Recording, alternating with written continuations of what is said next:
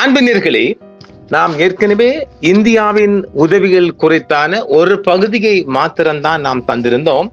முற்றுமுழுதான பகுதிகள் நாம் வழங்கவில்லை.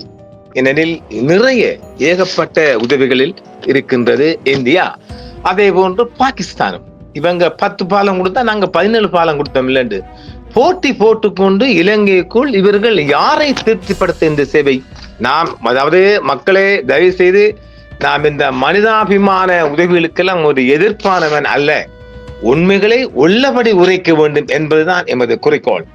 ஏனெனில் நீங்கள் லைக் பண்ண வேண்டும், நீங்கள் ஆதரவு தெரிவிக்க வேண்டும் என்ற நோக்கம் அல்ல. மனிதாபிமானம் என்றால் என்ன? அது ஒரு இன ரீதியான மனிதாபிமானமா? அது முஸ்லிம் தமிழர்களுக்கு வராதா? இந்தியா பொறுத்த வரைக்கும் பாருங்க, இந்தியாவோட மிகப்பெரிய ஒரு அளப்பெரிய சேவைக்குள் இலங்கை அதிபருக்கு டெல்லி ஒரு செங்கம்பள வரவேற்பை கொடுத்தது போன்று இலங்கை அரசை திருப்திப்படும் அளவுக்கும் உச்சம் தொடும் அளவுக்கும் இந்த இந்தியாவின் சேவையும் இருந்து வருகின்றது. நாம் அதை முழு ஆதரவுடன் இதயபூர்வமாக வரவேற்கின்றோம். தீவு முழுவதும் நிவாரணத்துக்கான பாகிஸ்தானின் தொடர்ச்சியான ஆதரவின் ஒரு பகுதியாக 47 USAR பணியாளர்களை கொண்ட பாகிஸ்தான் மனிதாபிமான உதவிக்குழு பாகிஸ்தான் K9 பிரிவை சேர்ந்த சிறப்பு பயிற்சி பெற்ற ராணுவ நாய்கள், இது எப்படி ஆர்மி டாக்ஸ் மற்றும் மிலிட்டரி டாக்ஸ் அங்கு சொல்றாங்க, நான் ஆர்மி டாக்ஸ் சொல்லுவோம்,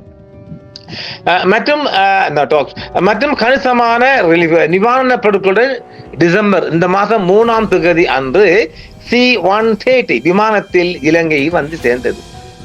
இன்றைக்கு தேதி என்ன பண்றீங்க? இன்றைக்கு சனிக்கிழமை 6ஆம் தேதி என்றால் 3 தினங்களுக்கு முன் என்றால் என்னிடம் இருக்கின்ற செய்திகள் வெளிவராத பழகிய செய்திகள் தான் இருக்கும். ஒரு 3 தினங்களுக்கு முந்தியதாக நாம் தொடர்ந்து இந்த மண் சரிவு செய்திகள் இன்னும் ஒரு ஞாயிற்றுக்கிழமையுடன் முடிக்கலாம் என்று இருக்கின்றோம். உலக செய்திகள் ஏராளம் இருக்கின்றது.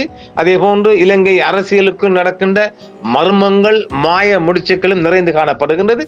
அதற்கு முன்பாக நாம் இந்த செய்தியை வழங்கலாம் என்று பார்க்கின்றோம். பாகிஸ்தான் இலங்கைக்கு 80 டன் மனிதாபிமான உதவிகளை அனுப்பி இருக்கின்றது. அது டிசம்பர் 4ஆம் தேதி வியாழக்கிழமை தேர்ஸ்டே அன்னை வந்து சேர்ந்து விட்டதாகவும் பாகிஸ்தான் அறிவித்திருக்கின்றது.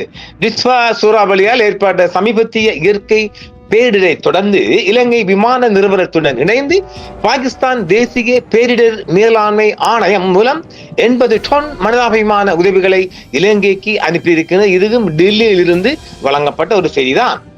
அறிக்கைகளின்படி இலங்கை தேசிய விமான நிறுவனத்தால் லாகூர் மற்றும் கொழும்பு இடையே இயக்கப்படும் 4 தனித்தனி விமானங்களில் நிவாரணப் பொருட்கள் கொண்டு செல்லப்பட்டிருக்கின்றது.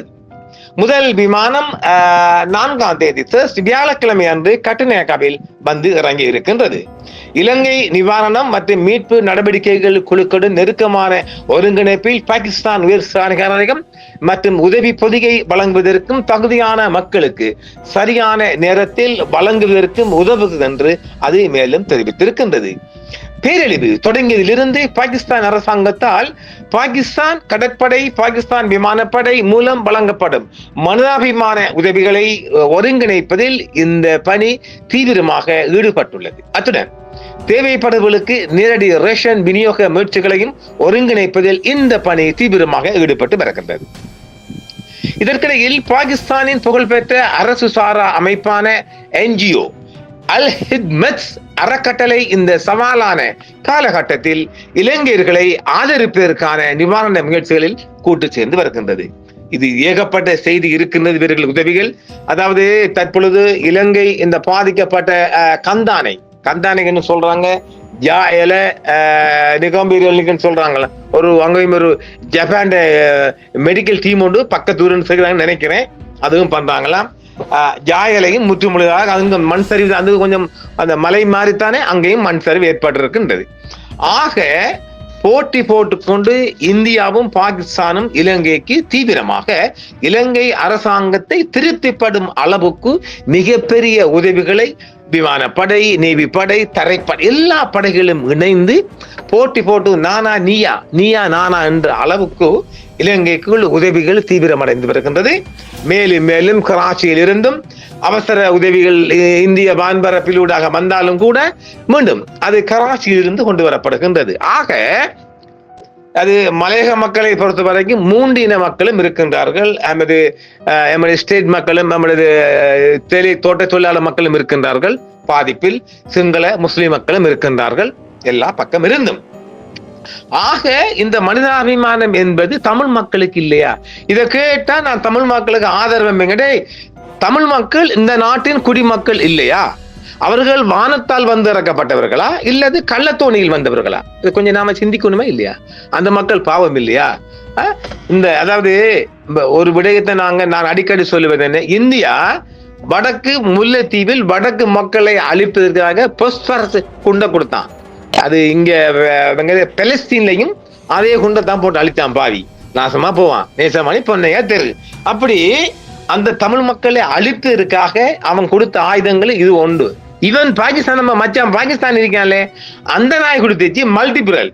அந்த மல்டிபிரல் அனுபவிச்சாக்களுக்கு மட்டும் நான் விளங்கும். அது காது கண்ணம் வச்சு படுக்கலப்பா, ஜன்னல் அதிரும். சைனாபையிலிருந்து ஷம்பூருக்கு ஏவுவான், படுத்து பார்க்கணும். அப்போ ஐயோ அதிரும். அதாவது அந்த அந்த வைப்ரேஷன் இருக்கு இல்லையா?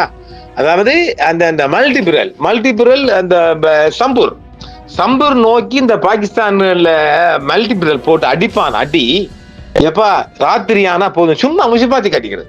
சும்மா அது ஒரிஜினல் தாக்குதல்கள் இல்ல, சும்மா கொண்டு அடிச்சுற யாராலும் சாகட்டும் இந்த பாகிஸ்தான்.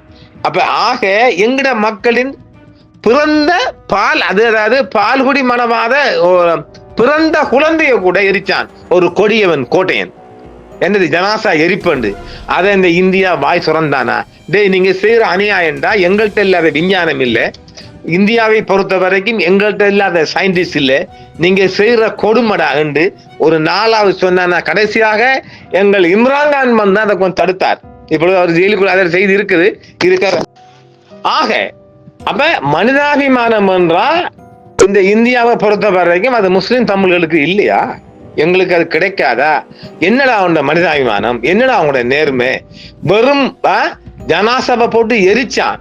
அதெல்லாம் கேட்கறதுக்கு பக்கு இல்லாத இந்தியா இன்றைக்கு எப்படி போட்டி செய்யறான் பாருங்க. வாழ்த்தாண்டை ஒண்ணு நாங்க நிவாரணத்தை எதுக்கலப்பா, நாளைக்கு சொல்ல போறீங்க இந்த மக்களுக்கு செய்யற எதுக்கல்ல. கொடுமைகளையும் சொல்லதும் நிலவையும் சொல்லணும். மிகப்பெரிய கொடுமை இல்லையா அது? இது கொடுமை இல்லையா? அங்கேயும் மக்களை அரை உசுரும் 1/4 உசுரா போட்டு தானே இந்த மைந்தான் கம்பெனி போட்டு புதைச்சானுங்கள். அப்ப எங்கடா போச்சு உங்களோட மனிதாபிமானம்? மனிதாபிமானம் என்றால் மனிதர்களுக்குரியது. அதுல சாதி மதம் கொடுமைகள் இல்லை. ஜாதி மதம் பார்த்தா மனிதாபிமானம் பார்க்கலாம். இன்றைக்கு போட்டி போட்டுக்கொண்டு இறக்குறீங்க. அங்கேயும் மக்கள் அழிக்கப்பட்டாங்களே. அந்த மக்களுக்கு ஒரு பால் பவுடர், குழந்தைகள் பால் மாவுக்காக அழுது இறந்து சம்பவம் இருக்குது முல்லைத்தீவில. இதெல்லாம் இல்லையா?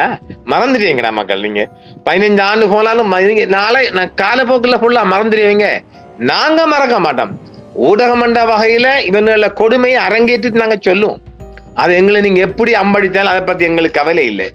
ஆனால் ஒருபோதும் இந்த அரசாங்கம் இந்த ஈனத்தனமாக செயல்பட நாங்க அந்த நம்பிக்கை எங்களுக்கு இருக்குது, தொடர்ச்சியாக இருக்கின்றது. அனுரை இருக்கும் வரைக்கும் இந்த ஈனத்தனமான செயல்களில் இந்த அரசாங்கம் ஈடுபடாது. கோட்டையின் ஈடுபட்டான், அங்கல மைந்தான் கம்பெனி ஈடுபட்டுச்சு, இப்படி எல்லாம் ஈடுபட்டுச்சு. பிறந்த குழந்தைய கூட இருச்சான். பாவி என்ன கொடுமை! அவனுக்கு வாக்களிக்கலன்னு தானே இந்த மக்கள் வாக்களிக்க. அதுக்கு தான் நான் திட்டி தீர்த்து ஆரம்பத்தில் திட்டி தீர்த்துட்டு அலிசபரியம் வச்சுட்டு இவ்வளவு பண்ணினான். பாவி யாராவது கேட்டாங்களா இது கொடுமை இல்லைன்னு? கடைசியாக இம்ரான்கான் வந்து அதுக்கு ஒரு தீர்வு கொடுத்திருந்தார். இதுக்கெல்லாம் ஒரு இங்க இருக்கிற இலங்கைக்குள்ள இருக்கிற ஒரு முஸ்லீம் அமைப்பு கொண்டு 10 குடிச்சுட்டான் எரிக்கலாம்னு. அந்த நாயை சொல்லப்போ எனக்கு அம்படிக்க வரானுங்கள். பொங்கடா போக்கிரி ராஜாக்கள். எனவே இந்தியாவை பொறுத்த வரைக்கும் போட்டி போட்டுக்கொண்டு அரசாங்கத்தை ஒரு திருப்திப்படுத்த வேண்டும் என்ற நோக்கில் தான் இத்தனை நிவாரண பணிகளும் வந்திறங்குகின்றது. எமது பாதிக்கப்பட்ட மக்களுக்கு இன்னும் அள்ளி கொடுங்க, நீங்க கிள்ளி கொடுக்க வேணாம். கொடுமை. அதாவது நீங்க இலங்கைக்குள்ள தமிழ் மக்கள் அழிச்சதுக்கு 2 பேரும் அண்ணன் தம்பிங்க, பாகிஸ்தான் நைனாவும் இந்தியா நைனாவும் அழிச்சேங்க. அதற்கு பரிகாரமாக எங்களுடைய சிங்கள மக்கள், மற்ற தமிழ் மக்கள், முஸ்லிம் மக்கள் அனுபவிச்சுட்டு போறாங்க. பாதிக்கப்பட்ட முல்லைத்தீவுடா. ஏண்டா அது கொடுமை இல்லையாடா? அது பாவம் இல்லையா? அது கர்மம் இல்லையா? அது என்ன பாவம்? அதாவது பாவம் புண்ணியம் மனிதாபிமானம் பண்ணா எல்லா மனித இனத்துக்கும் வரணும். அது தமிழனுக்கு வேறு, முஸ்லிமுக்கு வேறு, சிங்களத்துக்கு வேறு. எங்களால் அதை பிரித்து பார்க்க முடியாது, ஒருபோதும் பிரித்து பார்க்கவும் கூடாது. அது இந்த அரசாங்கத்தில் நடக்காதுன்னு நாங்கள் எதிர்பார்க்கிறோம். கடந்த அரசாங்கம் அப்படி செஞ்சிச்சு, எல்லா அரசாங்கம் செஞ்சானுங்கள். இந்த பாருங்க, பதவிக்கு வர்றது என்னையெல்லாம் பண்ண அந்த நரிமார்க்கன், நிறைய இருக்கு செய்திகள். நரிமார்க்கன் இதை இந்த சந்தர்ப்பத்தை பயன்படுத்தி பூர பாக்குறான். பாவி அடங்குறானா? அவனுக்கு அந்த ஆசை தீருதா? தீரலையே. ஆக மனிதாபிமான உதவிகள் என்கின்ற போது அது மனித குலத்துக்கு போய் சேர வேண்டிய உதவி. அதுல தமிழனை பார்த்தான கொண்டீங்க, கிட்டத்தட்ட ஒரு 75,000 75,000 என்று சொல்லப்பட்டாலும் 50,000 என்றும் ஐநாவில் பதியப்பட்ட செய்தியாக இருக்கு. அது கொடுமை இல்லையா? அந்த மக்கள் நம்முடைய மக்கள் இல்லையா? நம்மளை சேர்ந்த மக்கள் இல்லையா? நம்முடைய மொழி பேசுற மக்கள் இல்லையா? அது பாவம் இல்லையா? கொடுமை இல்லையா? சிறுவர்கள், முதியோர்கள், வயதானவர்கள், குழந்தைகள், இளசிகள், பெண்கள், ஆண்கள் என்னமெல்லாம் பண்ணினானுகள். அதை ஒருபோதும் இந்த இந்தியா பாகிஸ்தான் எதிர்க்கலையே. ஒரு உதவி, அடே அழுகின்ற குழந்தைக்கு ஒரு பால்மா கொடுத்த சரித்திரம் இல்லை, அது கூட இல்லை. இப்பொழுது இந்தியா இல்லை, பாகிஸ்தான் இலங்கை மக்களுக்கு அளிக்கின்ற அரிசிகள், உணவு, அதாவது உலர் உணவுகள் இந்த காலவதியான உணவு வந்து ஒரு கதையை பரப்புறான் சங்கிகள். அதை இலங்கை ஊடகக்காரங்க சிலாங்க விசாரிக்காம சொல்றாங்க. ஒரு விடயத்தை வழங்கிக் கொள்ளுங்க, பாகிஸ்தான் முஸ்லிம் நாடு, ஒருபோதும் உணவுப் பொருட்கள்ல அநியாயம் செய்ய மாட்டோம். அதை நாங்க உறுதியா சொல்லுவோம். அது வேணுமென்னா சங்கிகளும் இந்தியாவும் செய்யலாம். ஏன் இந்தியா அங்க எங்களுக்கு புழுத்தரிசை கொடுக்கலையா? கொடுத்துச்சே, நாங்க பார்த்தோமே. பாகிஸ்தானை பொறுத்த வரைக்கும் அங்கிட்டு புழுத்தரிசிகள் அங்க மக்களே இல்லை, அங்க திங்குறதுக்கே இல்லை. அங்கிட்டு எங்கிட்டு புழுத்தரிசி வரப்போகுது, அதெல்லாம் கிடைக்க வாய்ப்பு இல்லை. முதலாவது, ஒரு முஸ்லிம் நாடு சாப்பாட்டு விடயத்தில் நிச்சயமாக அது அநியாயம் செய்யாது. இந்த ஹோட்டல்காரன் செய்வானுகள், அதெல்லாம் கொடுமையா செய்யறானுகள். பழச போட்டு ஆகிட்டு மக்களுக்கு பாந்தி பேதியெல்லாம் உருவாக்குற, அது வேறு விடயம். பாகிஸ்தானை பொறுத்தவரையும் உணவு விடயத்தில் புழுத்து போன, உளுத்து போன, இத்து போன அரிசிகளை இறக்குமதி ஆக்காது என்பதையும் நாங்கள் அடுத்து சொல்லுவோம். நாங்க அவங்களோட நலவையும் சொல்லுவோம், கடுமையும் சொல்லுவோம். என்ன இருந்தாலும் பாகிஸ்தான் நெய்னாவோ இந்தியா நெய்னாவோ உங்கள்கிட்ட மனிதாபிமானம் இல்லடா. நீங்க மனிதாபிமானம் இருந்தீங்கடா, அது மக்கள், அது இலங்கை மக்கள் இல்லையா? முல்லைத்தீவில இறந்து போன, இல்லாட்டி இறக்க வச்ச, இறந்து போன இல்ல. இப்ப சாணக்கிய நம்பி பேசுறாரு கொலை செஞ்சேன்னு சொல்லி. அதே மாதிரி தானே வடக்கிலையும் கொல்லப்பட்டாங்க தானே. இப்ப ஒரு மண் சரிவின் மூலமாக, இயற்கை அழிவின் மூலம் அரசாங்கம் கொல்லப்படன்னு சொல்றாங்க. அப்ப முல்லைத்தீவுல கொல்லப்படலையா? அதையும் சொல்லுங்களேன்டா. அடே வாயத்தோடு அதையும் சொல்லுங்கடா. இந்த ஊசி டாக்டர் அதை சொல்லணும் பார்லிமெண்ட்ல. நீங்க செய்யலையா? முல்லைத்தீவுல செஞ்ச கொடுமை இல்லையா? அந்த கொடுமைக்கு ஒரு ரியாக்ஷன் தான் இது. என்ன கேட்டால், இலங்கைக்கு போங்க, போட்டி கொண்டு செய்யற உதவி இருக்கு இல்லையா? வாழ்த்துக்கலாப்பா. நான் அந்த உதவிக்கு எதிர்ப்பானவன் கிடையாது. அப்புறம் அதுக்கு போற முத்திர குத்த வருவேங்க. இலங்கையும் இந்தியாவும் பாகிஸ்தானும் செஞ்ச கொடுமைக்கு ஒரு பரிகாரமாக மண் சரிவு மூலம் அந்த மக்களை கொண்டு போட்டு இந்த மக்களை வாழ வைக்கிறோம். அவ்வளவுதான், அதுல ஒண்ணும் கிடையாது. அந்த மக்களுக்கு வந்து ஒரு பால்மா, ஒரு பாக்கெட், ஒரு பருப்பு, ஒரு சாப்பாடு கொடுக்கலையே. அழிச்சானுகள், புதைச்சானுகள், கொடுமடா. ஆக முல்லைத்தீவில் மக்கள் மிக அதிகமாக கொல்லப்பட்டார்கள் என்றால் இங்கு இயற்கை அழிவிலாம் கொல்லப்பட்டார்கள். அங்க அப்படி இல்லையே. இவர்கள் கண்ட மாதிரி என்னமெல்லாம் நாசம் பண்ணிட்டு கொலை செஞ்சானுகள். அதையெல்லாம் கேட்க வக்கில்லாத நாடுகள் இன்று போட்டு கொண்டு உதவிகள் என்ற ஒரு போர்வையில் இலங்கை அரசை திருப்திப்படுத்தும் விடயத்தில் மும்முரமாக இருக்கின்றார்கள். வாழ்த்துக்கள் அவங்களோட மனிதாபிமானத்துக்கும் அவங்களோட செயல்பாட்டுக்கும் நன்றி. நேர்களே, நாம் இதற்கு மீண்டும் பதிகின்றோம். நாம் இந்த இந்தியா பாகிஸ்தான் உதவிகளுக்கு எதிரானவர்கள் அல்ல.